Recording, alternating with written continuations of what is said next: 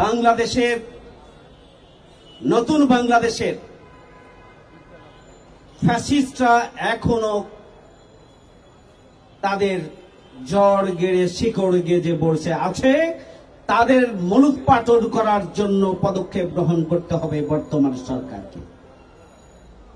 বিশেষ করে তথ্য এবং মিডিয়া,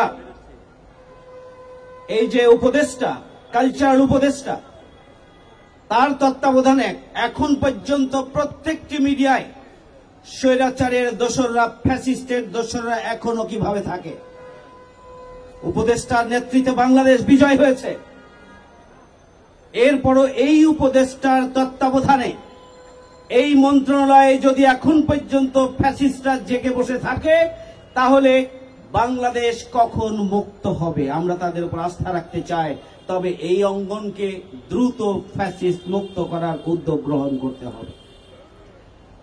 এখানে সাংবাদিক নেতৃবৃন্দ আশাবাদ ব্যক্ত করেছেন, আমিও আশাবাদ ব্যক্ত করতে চাই জনগণের পক্ষ থেকে যে জাতীয় গুরুত্বপূর্ণ বিষয়ে ফ্যাসিবাদ বিরোধী যে চেতনা, সেই চেতনাকে ধারণ, লালন, চর্চা, অনুশীলন করেই আগামী দিনের নতুন বাংলাদেশের ভিত্তি স্থাপন করতে হবে এবং এই জন্য জনগণের গণতান্ত্রিক সরকার প্রতিষ্ঠা করতে হবে। সেই জন্য ঐক্যবদ্ধ থাকার কোনো বিকল্প নেই।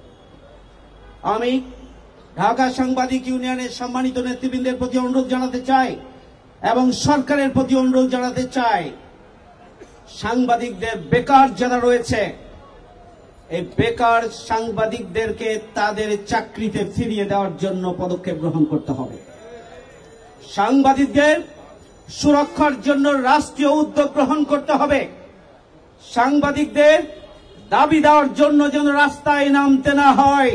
আজকে যারা এখানে বসে আছেন, 17 বছর যাবৎ যারা নিগৃহীত, নির্যাতিত, নিপীড়িত, আমি মনে করি রাষ্ট্রীয় উদ্যোগে তাদেরকে ডেকে নিয়েই তাদের দাবি দেওয়া পূরণ করা উচিত বলে আমি মনে করি। ঢাকা সাংবাদিক ইউনিয়নের উচিত শুধুমাত্র রাজনীতি নয়, রাজনীতির পাশাপাশি সাংবাদিকদের পেশাদারিত্বের উন্নয়নে পদক্ষেপ গ্রহণ করা উচিত। সাংবাদিকদের একাডেমিক সমৃদ্ধি অর্জনের জন্য প্রশিক্ষণের জন্য ব্যবস্থা গ্রহণ করা উচিত।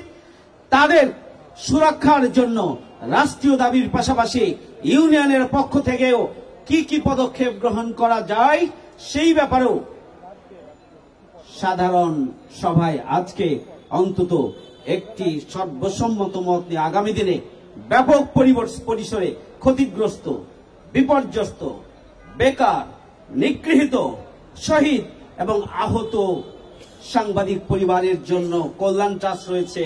এই কল্যাণ ট্রাস্টকে আরো সমৃদ্ধ করার জন্য সকল সাংবাদিক বৃন্দ ঐক্যবদ্ধভাবে পদক্ষেপ গ্রহণ করতে হবে এবং বর্তমান সরকার যেন এমন একটি ফান্ড এখানে দেন, যে ফান্ড আগামী দিনে, যে তহবিল আগামী দিনে সাংবাদিকদের সুরক্ষা এবং বিপদকালীন সময়ে এবং অবসরকালীন সময়ের জন্য তাদেরকে মর্যাদাপূর্ণভাবে বসবাস করার জন্য একটি অবস্থা তৈরি করে দেবে। সেই ধরনের একটি ব্যবস্থা করার জন্য আমি ইউনিয়নকে এবং রাষ্ট্রের কাছে আমি দাবি জানাচ্ছি। সবাইকে ধন্যবাদ। আল্লাহ হাফেজ। আসসালামু আলাইকুম ওয়া রাহমাতুল্লাহ।